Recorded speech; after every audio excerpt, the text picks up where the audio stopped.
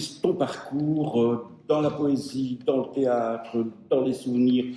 Tu as une carrière, entre guillemets, qui part un peu à la fois dans tous les sens, et à la fois il y a une unité globale, c'est-à-dire la passion des mots, la passion de l'écriture, comme tu nous le dis aussi. Tu écris trop.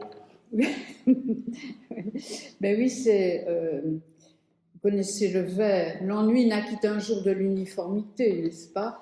Et je crois que la vraie aventure littéraire, c'est d'explorer tous les champs du possible. Donc c'est un peu ça que je me suis donné comme mission, et notamment en appliquant certaines contraintes, consignes oulipiennes. Je me sens de plus en plus oulipienne. Et c'est ça aussi qui guide mon aventure et ma découverte littéraire. Et pourquoi autant de genres à ton actif? Pourquoi tant de genres? Oui.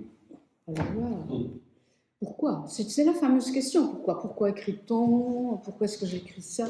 Je ne sais pas. J'ai besoin de tout ça, sans doute, pour dire tout ce que j'ai à dire. Maintenant, j'ai toujours beaucoup lu, dans tous les sens aussi.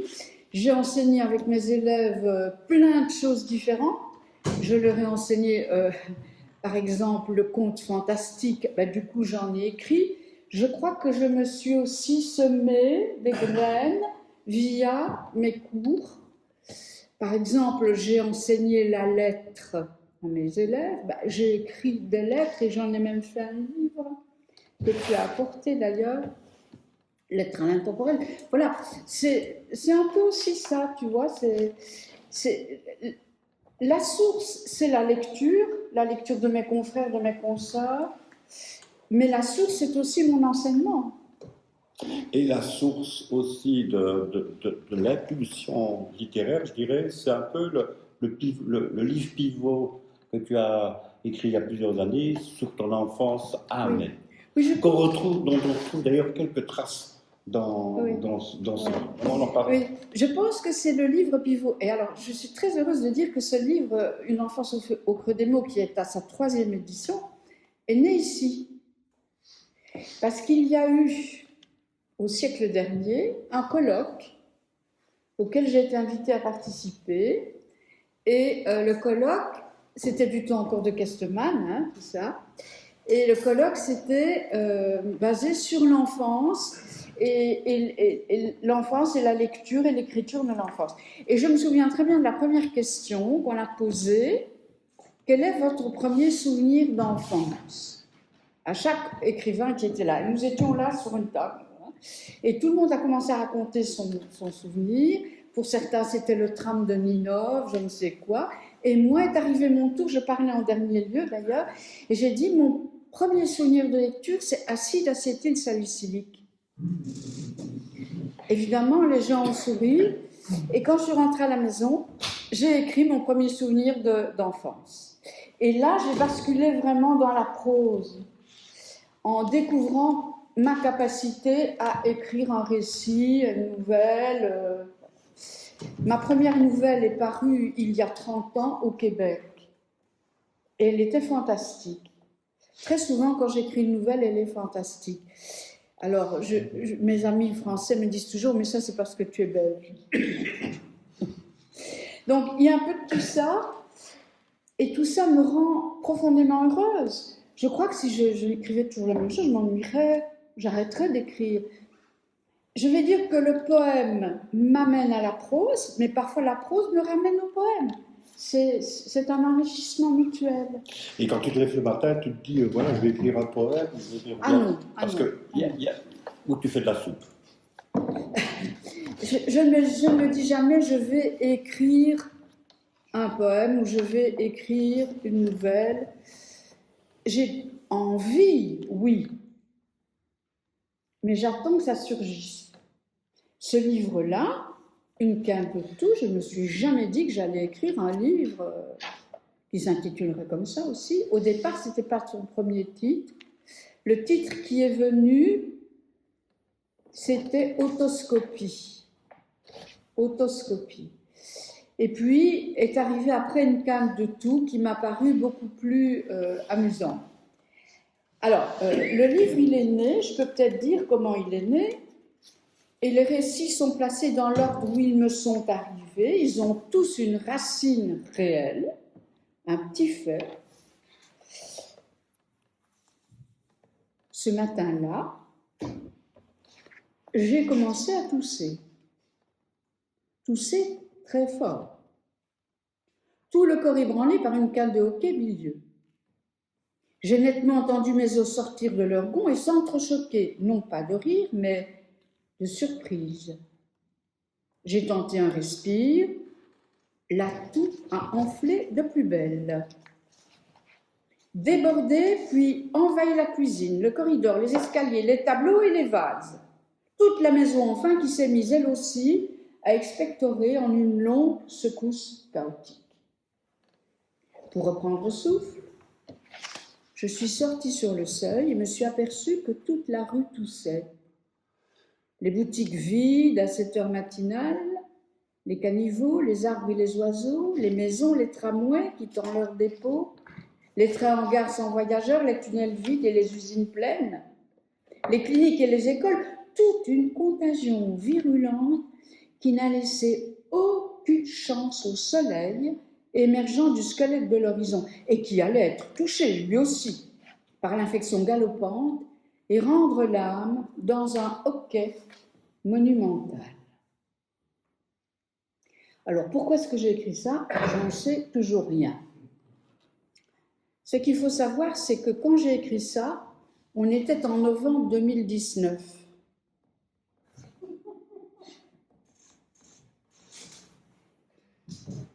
Quand est arrivé le confinement et que je me suis rappelé ça, je me suis dit, mince, alors, il faut absolument que je continue. Donc voilà, comment les choses sont venues.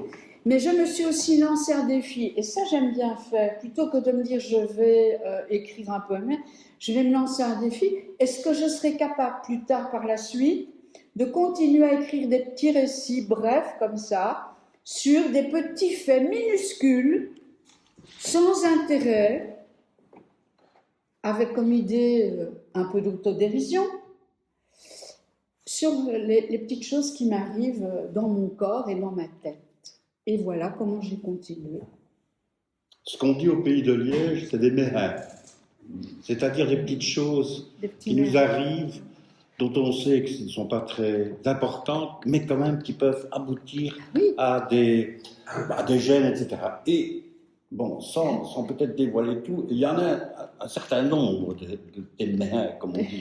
Je pense aux doigts blancs, je pense aux acouphènes, je pense à des maux d'estomac, les boutons. Les boutons, Et en fait, ce que tu parviens à faire, c'est pas te plaindre, c'est de tourner les événements, si je puis dire, parce qu'il y a plus grave que ça, et tourner les événements de manière à entrer dans l'humour, dans le rire. Oui, oui.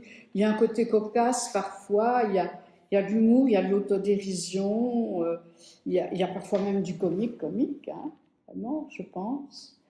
Par exemple, la page sur l'éternuement, sur le hatchoum, est une page que j'adore et qui m'a servi d'ailleurs, puisque je l'ai intitulée à vos souhaits, à souhaiter la bonne année à mes amis. Par un courriel, je leur ai envoyé ça. Et je me suis dit, avec un éternuement, qu'est-ce qu'on peut dire? Qu'est-ce qu'on peut faire en littérature à partir de l'éternuement? Et c'est fou tout ce qu'on peut raconter. Oui, je m'étonne moi-même. Et c'est peut-être à ça que ça sert l'écriture, c'est de s'étonner soi-même. Mais où as-tu trouvé les traductions d'Hatchoum dans certaines langues? Parce qu'il y a les traductions d'Hatchoum dans une douzaine de langues. Oui, parce que je me dis, mais comment est-ce qu'on écrit Hatchoum dans les autres langues? C'est amusant de se poser cette question-là. Allez voir, je donne la référence, et il y a plein de graphies qui sont très drôles, en fait. Donc voilà, je m'amuse avec la langue. Mais c'est vrai ce que tu disais, c'est que pour moi, ce qui est central, qui est ma colonne vertébrale, c'est la langue. Parce que je suis née dans un milieu où j'étais entourée de mots. acide acétylsalicylique, mais c'est pas que ça. Je classais par ordre alphabétique les médicaments que mon père recevait, puisque je suis née au premier étage d'une pharmacie. Donc aspirine, Beneclan, confopneumine, dihydergote. Voilà des mots de mon univers familier. Les tisanes, plein de choses. Oui, on retrouve beaucoup de... Enfin, pas beaucoup, on retrouve souvent des traces de ton enfance ou de ton adolescence. Oui. Par exemple, Claude François, qui apparaît. Bon, à côté des médicaments, il y a une chanson que tu rappelles, celle de ta jeunesse. Donc, on sent évidemment la présence forte de ta mère. Oui, bien sûr. J'ai une maman qui était assez...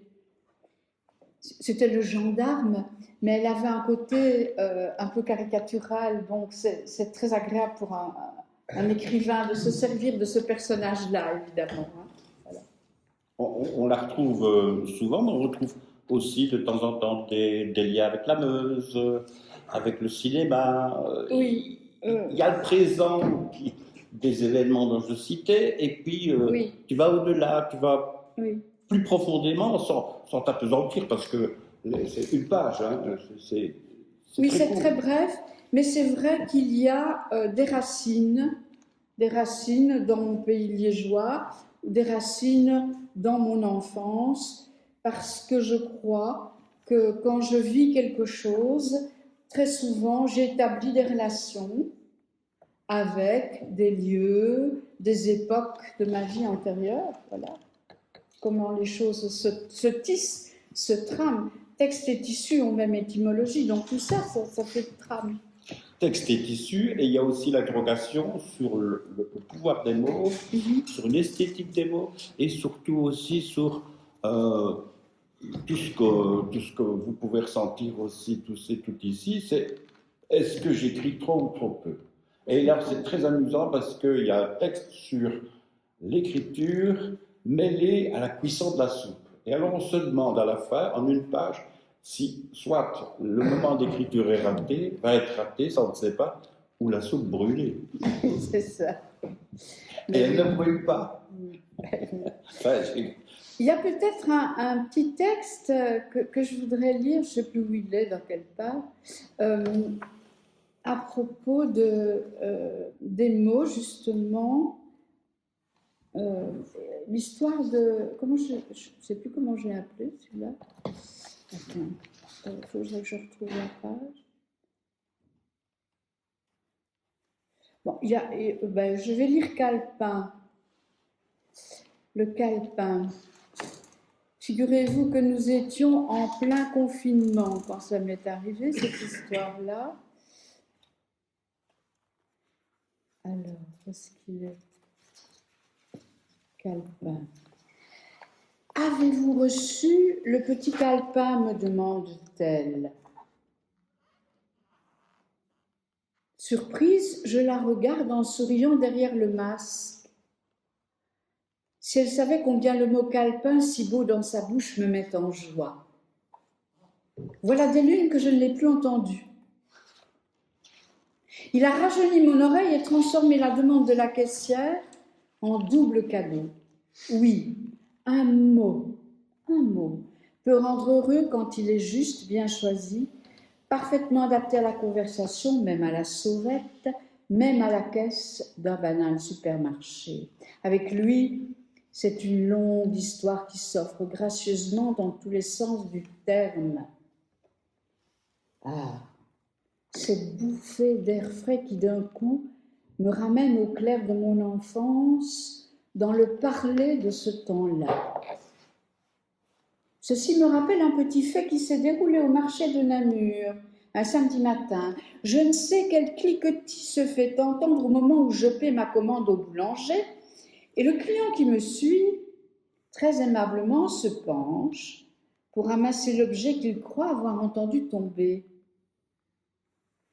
Or, il ne trouve rien. Je le remercie de son intention et j'ajoute en souriant, c'était un leurre. Oh, me dit-il, quel beau molleur, n'est-ce pas? Oui, par sa simple beauté, un mot peut être le merveilleux cadeau d'une banale journée. Alors, tu avais publié, Béatrice, un jour, Lettre à l'intemporel. Oui. Et je vois qu'à la fin, tu écris une lettre à ton utérus. En tout cas, j'espère que ça le tient. Oui. En tout cas, c'est un très beau texte parce qu'il termine le recueil et en fait, il rend aussi, et c'est très important, il rend un hommage à la maternité et à la découverte de la maternité. Et on avait besoin de ce texte-là en fin de volume parce que le reste est un petit peu badin et léger. Et là, on arrive quand même à quelque chose qui était essentiel, c'est-à-dire la défense des droits des femmes, la défense de la maternité, ce qu'aujourd'hui, c'est un peu parfois difficile à concevoir. Oui, en fait, cette lettre à mon utérus, je l'ai écrite il y a peut-être une vingtaine d'années. Elle a paru dans un livre qui s'intitule « Dans le ventre des femmes ». On n'a pas attendu MeToo, nous, pour nous intéresser à la condition des femmes. On a fait ça bien avant, au siècle dernier déjà. Et il est resté tout seul dans mes cartons. Et je me suis dit qu'il avait sa place dans ce livre puisqu'il s'agissait du corps. Mais au fond, c'est le seul texte qui n'est pas lié à un petit fait récent, vécu d'une manière anecdotique. Il est, comme tu dis très bien, beaucoup plus grave, évidemment, et il a peut-être une autre ampleur. C'est pour ça que je l'ai mis à la fin. Et je souhaitais lui donner une place, en fait, dans mes ouvrages. Et c'est là que, dans cette espèce de petit bréviaire du corps, il a sa place. Voilà. Du corps. Avant peut-être de pouvoir poser une question à notre autrice, je voudrais poser une dernière remarque, une dernière chose. C'est formidable ce que tu annonces, c'est un agacement à un mot qu'on rencontre tout le temps aujourd'hui et qui est le mot « voilà ». Alors, si vous entendez parfois des interviews, je suis en train de faire attention pour ne pas en dire. Peut-être je dis, je ne sais pas. Mais en tout cas, et là, il y a une sorte, il y a surtout, toi comme poète, comme poétesse, de se dire, il y a des mots parasites qui nous embêtent, et tu cites celui-là, il y en aurait d'autres, évidemment. Oui. Alors, le sommet de l'agacement, et tu le mets à la fin, c'est le « voilà quoi ». Le voilà quoi, oui. Voilà quoi. Ben oui, les tics de langue sont là pour beaucoup d'entre nous, moi la première, et j'essaie de me corriger, j'y arrive pas toujours. C'est un peu spontané, je ne sais pas à quoi ça correspond, mais le mot voilà est particulièrement agaçant, me semble-t-il, aujourd'hui, parce qu'on interroge des gens à la télévision, le micro-trottoir. Les gens disent 3 mots, 4 mots, et puis c'est voilà quoi. Et ils n'ont absolument rien dit. Et ça me semble grave, parce que je crois que je pointe là un vide de la communication, en fait. Et c'est ça qui m'agace profondément, c'est qu'on n'arrive plus à communiquer profondément les uns avec les autres, ou en tout cas à la télévision. Je suis assez déçue la plupart du temps de ce que j'entends, sauf parfois dans certaines émissions qui sont beaucoup plus documentées. Mais donc c'est un tic de langue et je dois me corriger la première. C'est ça qui est important aussi. C'est peut-être parfois pour mettre à plat certaines choses qu'on écrit aussi. Hein, pour en prendre conscience et pour se dire, bon, qu'est-ce que je dois faire? Et voilà, si vous avez des questions. Je dis juste un mot à propos de Dans les bras du monde, parce que c'est la 2e édition et je voudrais rendre hommage à mon éditeur du Hainaut. Ici, c'est François Salmon à Liège, et ici, c'est Couleur Livre au Hainaut, qui a publié la 2e édition de poèmes pour les enfants, avec des illustrations que l'on doit à une illustratrice liégeoise qui s'appelle Nancy Pierret. Nancy Pierret. Et les poèmes sont destinés aux enfants de 6 à 106 ans. Depuis qu'Hergé est mort, on augmente chaque fois. Le 77 est dépassé. Adamo ayant 82 ans. Peut-être une question, une réflexion à propos de ce que Béatrice nous a transmis.